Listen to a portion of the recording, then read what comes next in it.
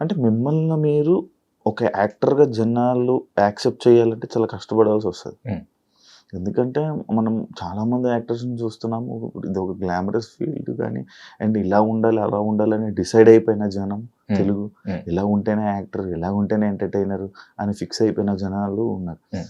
But మీరు వాళ్ళందరిని దాటుకొని నో, అది కాదు అని చెప్పి క్రియేట్ చేసారు. అంటే మీ ఫ్రెండ్స్ గాని, మీ పక్కనోళ్ళు ఎప్పుడైనా మిమ్మల్ని క్రిటిసైజ్ చేసారా? లైక్ చాలా ఎందుకు మందండి. యాక్టర్? నేను ఫేస్‌బుక్‌లో కూడా పెట్టాను. మీరు నా వాల్‌కెళ్ళి చూస్తే ఆ! ఆ! మసూదా షూట్ జరుగుతున్నప్పుడు హ్మ్. హ్మ్. హ్మ్.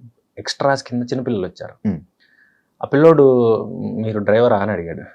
"కాదురా బాబు" అంటే హ్మ్. "మీరు డ్రైవరే అయ్యుంటారు" అన్నాడు. హ్మ్. పక్కనోడొచ్చి "కాదురా ఆయన హీరో" అంటే "హీరో అంటే ఇలా ఉంటారా? పక్కన గొడుగు పట్టుకొని ఒకాయన ఉంటాడు. లేకపోతే గ్లామరస్‌గా ఉంటారు. మంచి బట్టలుంటాయి."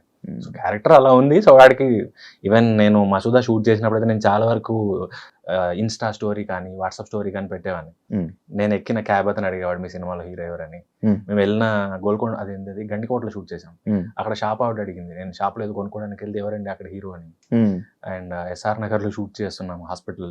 హ్మ్. హ్మ్. అక్కడ ఊడ్చే ఆవిడ అడిగింది, "ఎవరండి ఈ సినిమాలో హీరో" అని.